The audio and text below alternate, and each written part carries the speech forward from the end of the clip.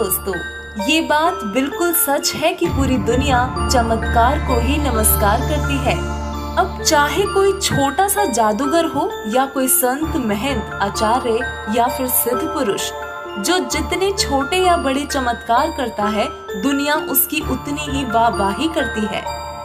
यहाँ तक कि जिन्हें हम भगवान मानते हैं, जैसे ब्रह्मा, विष्णु, महेश, दुर्गा जी और गणेश जी, तथा जितने भी इनके अवतार हुए हैं, श्री राम, कृष्ण या फिर हनुमान जी आदि, सभी को आज तक चमत्कारों के आधार पर ही, यानी कि किसने कितने चमत्कार दिखाए, यही देखकर उन्हें महत्व देते हैं।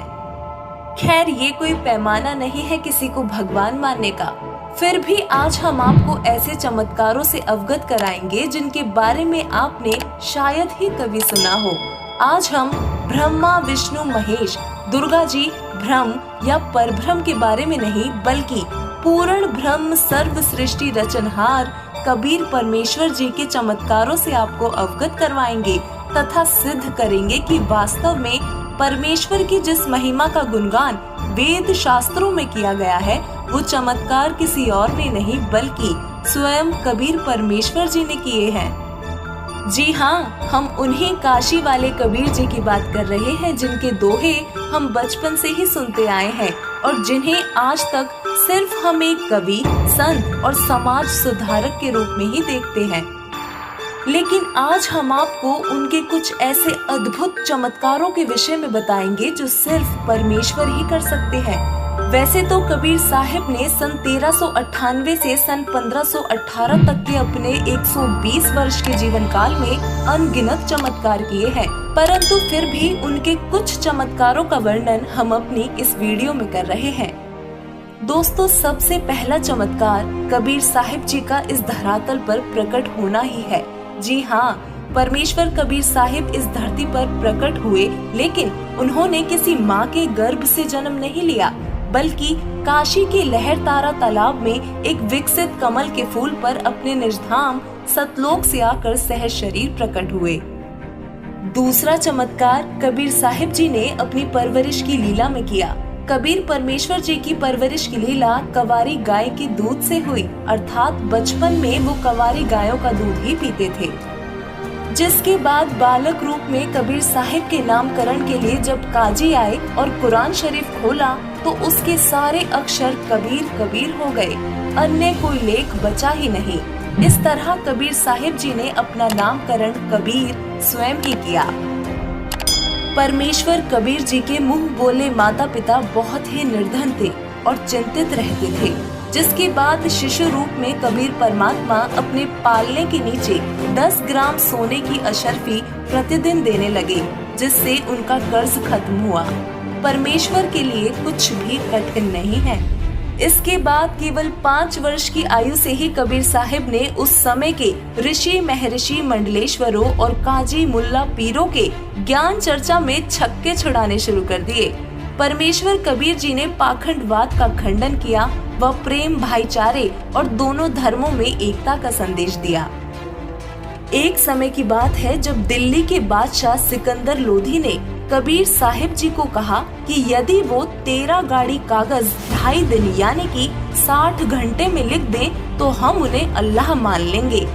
परमेश्वर कबीर जी ने अपनी डंडी उन 13 गाड़ियों पर घुमाई जो कागज से भरी थी, और बस फिर क्या था, पूरी गाड़ियों के कागज पर अमृतवाणियां व संपूर्ण आध्यात्मिक ज्ञान लिख गया। दोस्तों, कबीर साहिब जी ने न केवल उस समय की प्रचलित रूढ़ियों का खंडन किया, बल्कि जाति पाति और छुआछूत को भी खत्म किया। एक समय तोतद्री नामक स्थान पर सत्संग व भंडारे का आयोजन था, जहां कबीर जी भी अपने गुरु रामानंद जी के साथ वहां पहुंच जाते हैं। कबीर जी को देख बाकी ब्राह्मणों ने उनको नीचा दिखाने के लिए शर्त रखी कि जो भी 4 वेद मंत्र सुनाएगा वो एक भंडारे में बैठेगा, तथा जो नहीं सुनाएगा वो सामान्य भंडारे में बैठेगा। जब कबीर साहिब जी की बारी आई तब उन्होंने पास खड़े भैंसे को बुलाया और उसे थपकी देकर कहा कि भैंसे राम, इनको वेद मंत्र सुनाओ। भैंसे ने 4 वेद मंत्र सुना दिए। उसके बाद कबीर साहिब जी ने कहा कि भैंसे ने कायदे से मंत्र सुनाए हैं तो उसे भी भंडारे में बैठने दिया जाए। यह लीला देखकर सभी ब्राह्मण उनके चरणों में गिर पड़े और क्षमा मांगी तथा नाम दीक्षा भी ली। दोस्तों, एक बार कबीर साहिब जी अपने 2 सेवकों के साथ अपने शिष्य सम्मन के घर गए।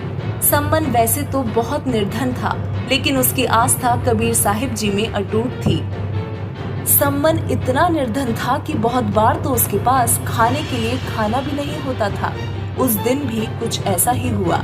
जब सम्मन की पत्नी नेकी ने देखा कि उधार मांगने पर भी कोई आटा उधार नहीं दे रहा, तो उसने सम्मन और अपने पुत्र सेव को कहा कि तुम चोरी कर लाओ। जब हमारे पास आटा होगा तो हम वापस कर देंगे। परंतु जब वो चोरी करने गए तो सेव पकड़ा गया और सम्मन ने गुरुदेव जी की बदनामी के डर से सेव की यानी कि अपने पुत्र की गर्दन काट दी। सुबह होते ही नेकी ने भोजन तैयार किया और कबीर साहिब जी को एहसास तक नहीं होने दिया कि सेव मर चुका है। खैर, कबीर साहिब तो परमात्मा थे।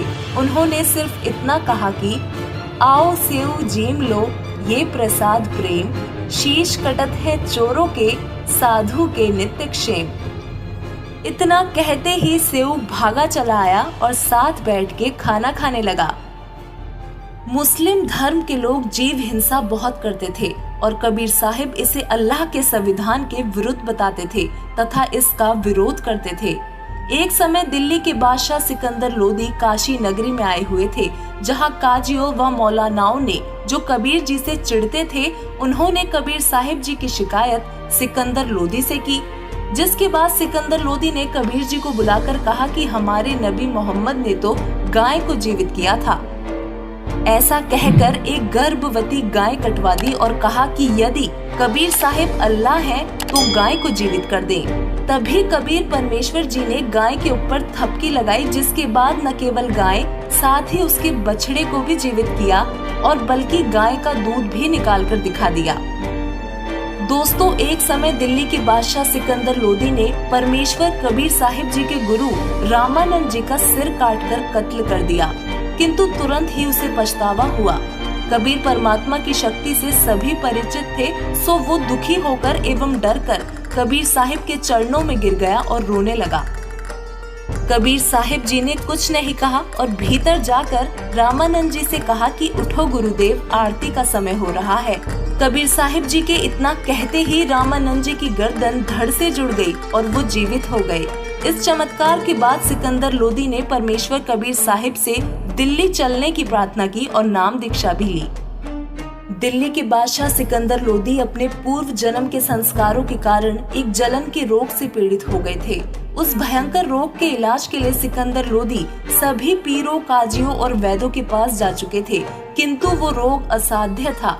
उसे सभी ने यह उत्तर दिया कि यह रोग तो आपकी मृत्यु के साथ ही खत्म होगा। तब सिकंदर लोदी थक हार कर राजा बीर सिंह बघेल के कहने पर कबीर साहिब के पास गया और कबीर साहिब ने अपने आशीर्वाद मात्र से सिकंदर लोदी का रोग ठीक कर दिया था। दिल्ली के बादशाह सिकंदर लोदी के पीर शेख तकी कबीर साहिब से बहुत ईर्ष्या करते थे। उन्होंने कहा कि मैं कबीर साहिब को तब अल्लाह मानूंगा जब मेरे सामने मुर्दे को जीवित कर देंगे।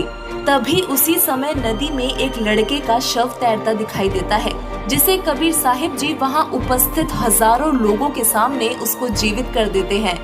फिर कुछ दिन बाद शेख तकी की इसी जिद में कबीर साहिब ने शेख तकी की कब्र में दफन बेटी को भी हजारों लोगों के समक्ष जीवित किया, जिसकी चर्चा पूरी दिल्ली में हुई थी।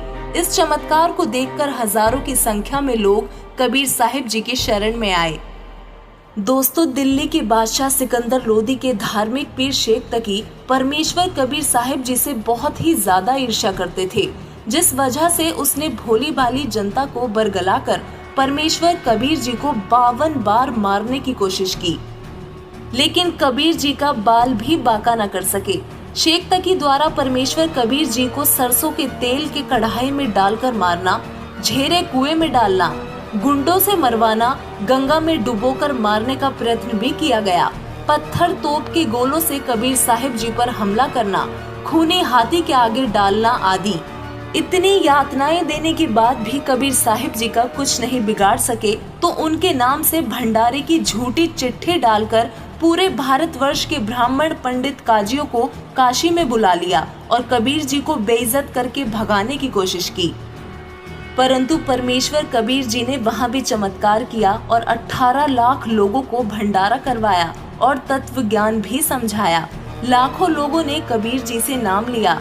परमेश्वर कबीर जी ने बहुत से चमत्कार किए, परंतु फिर भी शेख तकी समझ नहीं पाया। ऐसे और भी अनेकों चमत्कार परमात्मा कबीर जी ने किए। जीवा दत्ता नाम के 2 भाइयों के सूखे वृक्ष की डार को हरा भरा कर दिया। गोरखनाथ से शास्त्रार्थ करके गोरखनाथ जी को ज्ञान और सिद्धि में हराया और उनको भी नाम दीक्षा देकर शरण में लिया। जगन्नाथ का मंदिर बनवाया और फिर अंत में 120 वर्ष की आयु में वापस सतलोक सह शरीर जाते समय परमेश्वर कबीर जी ने मगहर शहर में आमी नाम की नदी, जो शिवजी जी के श्रापवश सूख चुकी थी, उसको फिर से पानी से भर दिया, जो आज भी बह रही है। जिसके बाद परमेश्वर कबीर जी अपने निजधाम सतलोक में सह शरीर चले गए। उनका शरीर नहीं मिला, शरीर की जगह सुगंधित फूल मिले। परमेश्वर जाते जाते भी हिंदू और मुस्लिम दोनों धर्मों को एक कर गए। दोस्तों, परमेश्वर कबीर जी ने आज से 624 वर्ष पहले यहाँ इस धरातल पर 120 वर्ष लीला की। जिस समय पूरे विश्व की आबादी करीब 4 करोड़ थी, उनमें से 64 लाख परमेश्वर कबीर जी की शरण में आए और उनसे नाम दीक्षा ली, जो कोई साधारण बात नहीं है। तो दोस्तों, संत वो नहीं जो चमत्कार करे, और संत वो भी नहीं जिससे चमत्कार ना हो। अर्थात जादू, जंत्र मंत्र, सिद्धि प्रदर्शन करने वाले लोग जो मान बढ़ाई या प्रसिद्धि के लिए चमत्कार करके दिखाते हैं, वो संत नहीं होते। संत वो होते हैं जो चमत्कार करते नहीं, परंतु उनके आशीर्वाद और उनके दिए नाम का सिमरन करने से उनके अनुयायियों को अपने आप लाभ होते हैं, उनके साथ चमत्कार होते हैं। ऐसे ही एक महान संत आज पूरे विश्व में परमेश्वर कबीर साहिब जी के द्वारा दिया हुआ तत्व ज्ञान विश्व को दे रहे हैं। वो महापुरुष जगत गुरु तत्वदर्शी संत रामपाल जी महाराज जी हैं, जिनकी शरण में आने से उनके अनुयायियों को अनेकों लाभ होते हैं और उनके साथ अनेकों चमत्कार होते हैं। बहुत से अनुयायियों को जीवन दान देने वाले संत रामपाल जी महाराज स्वयं पूर्ण ब्रह्म परमेश्वर कबीर साहिब जी हैं। जो काम भगवान किया करता है, वही काम संत रामपाल जी महाराज जी कर रहे हैं। अपने सभी भक्तों को लाभ दे रहे हैं और सद्भक्ति देकर उनका कल्याण कर रहे हैं।